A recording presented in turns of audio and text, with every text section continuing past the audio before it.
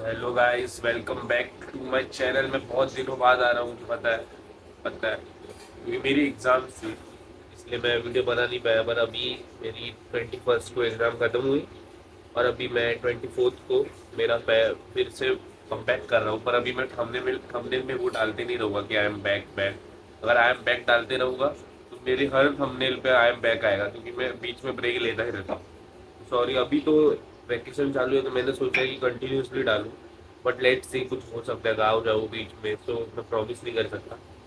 तो वही, इसी के साथ ये ब्लॉग चालू कर रहा हूँ और कुछ नहीं। देखते हैं अभी। अभी जाऊँगा रनिंग के लिए सुबह के शायद से 6:30 बजे। तो अभी जाऊँगा रनिंग को, फिर आऊँगा, फिर थोड़ा जिम करूँगा और वो ही डालूंगा इस ब्लॉग में। तो हाँ, ज़्यादा बड़बड़ नहीं करूँगा अभी। तो या चलो।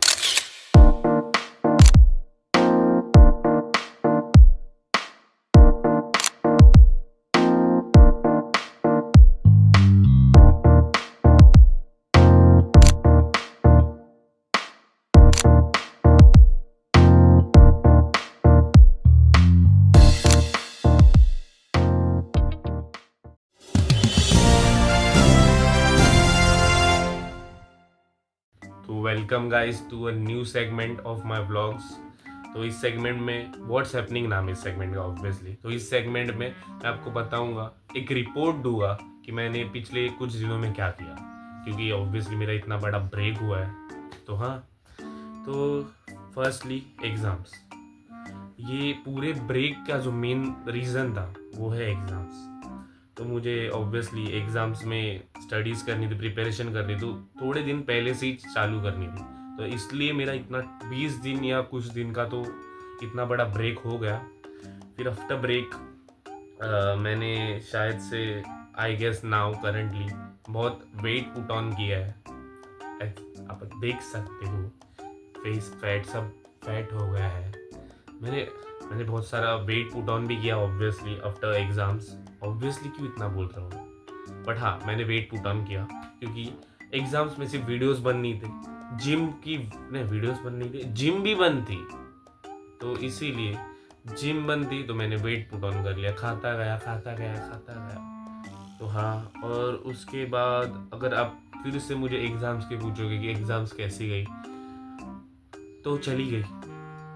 आया मतलब चली गई, मतलब ऐसा नहीं है कि मैं फेल हूँ, पर मुझे पता नहीं है मैं फेल हूँ, पास हूँ, या फिर कैसे, कितने परसेंटेज मुझे मिलेंगे। तो वही, अभी पूछोगे कैसे नहीं पता, तो ऑब्वियसली अपने जो एजुकेशन सिस्टम है उसमें 1st to 10th अपन रट्टा मार सकते हैं, मतलब मेमोराइज कर सकते हैं।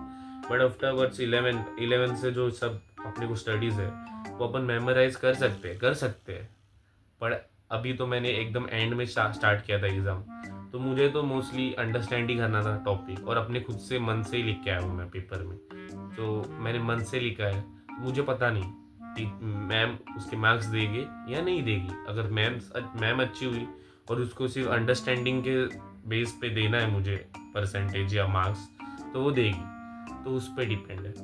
और सेकेंडली, विथ एग्ज़ाम्स मैंने ना एक नई मांगा चालू की थी। एज यू नो, मैं एक एनिमे फ़ैन हूँ, तो मैंने एक नई मांगा चालू की थी रीड करने के लिए।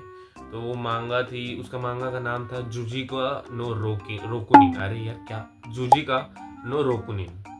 तो मैं ये किसी को रिकमेंड नहीं करूँगा, क्योंकि ये वैसी एक लवली मांगा नहीं है। ये बहुत गोर है, इसमें टॉर्चर है, बहुत खून खराबा है। तो मैं किसी को रिकमेंड नहीं करूँगा। अगर आप मेंटली स्ट्रांग हो तो फिर भी नहीं करूँगा रिकमेंड। तो हाँ, तो इसमें क्या होता है, एक मेन कैरेक्टर होता है, उसका नाम होता है उजुमा।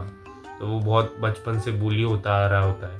उसके जो बुलीज होते हैं ना, वो नॉर्मल बुलीज नहीं होते, वो ईविल होते हैं, पूरे एक्सट्रीम लेवल के ईविल होते हैं। उन्होंने बहुत कुछ किया होता है उसके साथ, मैं बता भी नहीं सकता इसमें। पर उसका इतने एक्सट्रीम लेवल के कि उसके पेरेंट्स को भी वो मार डालते हैं, सीरियसली।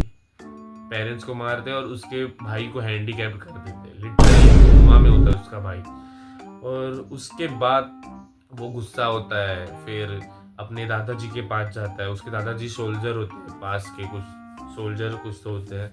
तो उनके पास जाता है, वो उनकी गन लेता है और रिवेंज के लिए जाना होता है उसको। उसके दादाजी रोकते हैं उसको, बोलते हैं उसको, ट्रेनिंग देते हैं बाद में 2-3 साल की। फिर आफ्टर ट्रेनिंग वो पूरी स्टोरी रिवेंज बेस्ड होती है कि ये रिवेंज चालू हो जाता है उसका, उजुमा का। और वो देखने के लिए मुझे पसंद आता था क्योंकि ऑब्वियसली उसमें एक डोपामिन लगता था जब वो रिवेंज लेता था ना, ऐसा लगता है ये डिजर्व करते, और सच्ची में वो बुली लोग डिजर्व करते वैसा। तो वो उनको टॉर्चर करता था और रिवेंज लेता था। वो वैसी एनीमे थी। बहुत डार्क है एनीमे, बहुत कुछ बुरा बुरा है उस एनीमे, बट स्टोरी वाइज देखा जाए तो अच्छी थी टिल द टाइम स्किप। जब वो 20 साल का होता है उसके बीच में एक टाइम स्किप आता है। आफ्टरवर्ड जो 20 साल में हो जाता है, वो बड़ा होता है, उसके बाद की जो स्टोरी है ना, मुझे ऐसा लगता है कि स्ट्रेच की है फुकट में, मुझे इतनी अच्छी नहीं लगी। पर उसके बिफोर जब वो 14 साल का कुछ होता है तब की जो स्टोरी है, 14 या 16 होता है, वो बहुत मतलब बोलते हैं ना, मुझे बहुत पसंद है क्योंकि इतना सेटिस्फैक्टरी लगता था जब वो रिवेंज लेता था ना उजुमा, सच्ची में। और उसका मेन विलन है सिगोकू है, वो बहुत इविल होता है, बहुत मैनिपुलेटिव होता है, तो वैसा दिखा है उसमें। अगर इस एनीमे को मुझे रेट करना होगा तो मैं शायद से इसके 7 करूँगा, 7, क्योंकि मेरे दिमाग में सिर्फ वही समझते हैं। अगर आपको किसी रेट करना होता है तो आपका नंबर जो होता है, मेरे दिमाग में सिर्फ 7 आ रहा है। 8 मैं कर रहा तो 8 मुझे मैच नहीं लग रहा, या 9 मैच नहीं लग रहा, पर 7 मैच हो रहा है क्योंकि, और ऑब्वियसली वो थोड़ा रीजनेबल भी है for from my point of view, मुझे ऐसा लगा, मुझे लगता है आपको लगा होगा। और इसमें जो फेवरेट कैरेक्टर था मेरा, वो थे उसके दादाजी, उजुमा के दादाजी। टॉप नॉच थे, बहुत स्ट्रॉन्ग, वो तो स्ट्रॉन्गेस्ट है टू बी ऑनेस्ट वर्ल्ड के, बट एट दी एंड मर जाते हैं वो क्योंकि उनको प्रोटेक्ट करना होता है उनके ग्रैंडसन को। तो पर्सनली अगर इतना खून खराबा नहीं होता उस एनीमे में तो मैं तुम लोग को रिकमेंड करता, but I can't recommend it obviously. So हाँ, और कुछ नहीं, लाइफ वैसी की वैसी है और कुछ बदला नहीं है। सिर्फ बहुत मेरी दाढ़ी हो गई थी बहुत बिफोर, अभी मैंने कल ही काटी है, दाढ़ी की है कल मैंने, वरना मेरी बहुत पूरा भर गया था फेस। तो वही और कुछ हुआ ही नहीं लाइफ में, मैं कुछ करता ही नहीं था लाइफ में। तो वही, इसी के साथ आई गेस एंड करते हैं सेगमेंट को। तो ठीक है, चलो, तो thank you for watching the segment obviously, और मेरी बड़बड़ सुनने के लिए थैंक यू। और इसके साथ अपन मिलते परसों मतलब ये वीडियो नहीं ख़त्म हो रही है भाई, ये सेगमेंट ख़त्म हो रहा है। सेगमेंट में फिर से अगले व्लॉग में लेके आऊँगा, मतलब परसों पक्का नहीं, परसों मतलब कुछ आ सकता है तो नहीं आऊँगा, मैं परसों आऊँगा। तो वही, और ये सेगमेंट ख़त्म करते और अभी जिम भी जाना है मुझे, राइट? तो चलो जिम में मिलते, सायोनारा।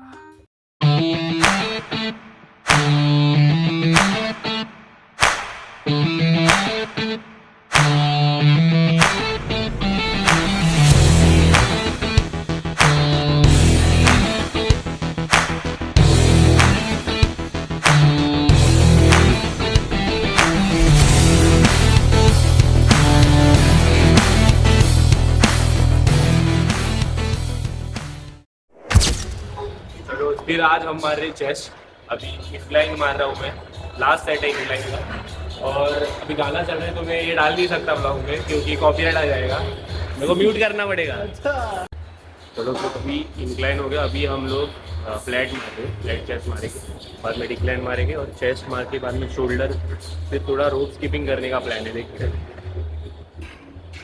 फिर घर पे जाएगा रोप स्किपिंग करके, और क्या करूँगा। तो अभी इंक्लाइन तो हो गया, अभी लेट्स सी। और मेरा वेट, मैंने आज वेट किया तो मेरा आज वेट 79 आ रहा है, लिटरली 79 है। तो वही देखते अभी, चेस्ट शोल्डर देन घर पे। और वो अखिलेश जी है, उनका भी चैनल चेकआउट करो, तो उन्होंने 90 डेज हार्ड चैलेंज किया शुरू उसके चैनल पे, शॉर्ट्स पे, तो जाओ देखो तुम लोग, अच्छा है उनका भी। और ये देखो, ये भाई साहब है इधर, पाई लागू ताऊ जी, पैर पड़ा क्या मैंने, ये पैर था कि कुछ अलग था। चलो फिर अभी मारते आगे।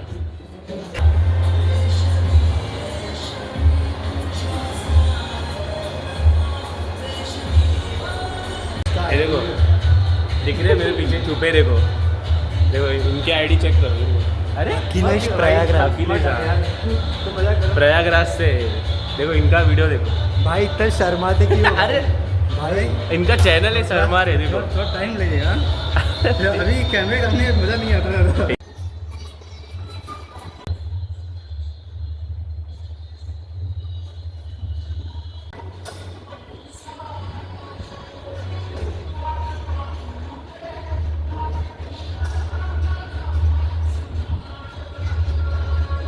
जिम मध्ये गदा मजबुरी होते बघा.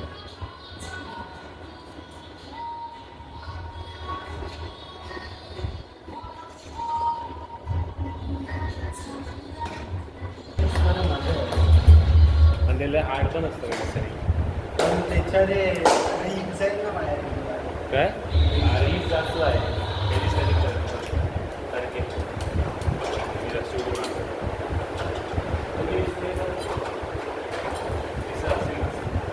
हाँ पुढे जा तो, हाँ थोडासा मागे जा, थोडासा परफेक्ट.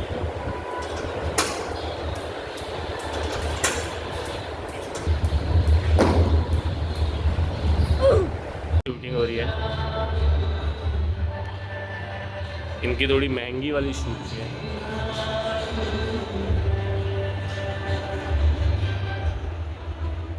चलो चलो.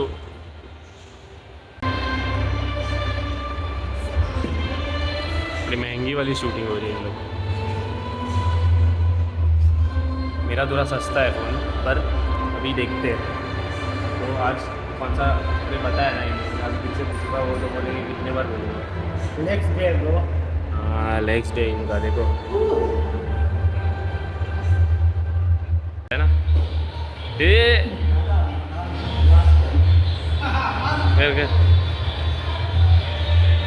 ये बता क्यों करते हैं? क्यों करते हैं?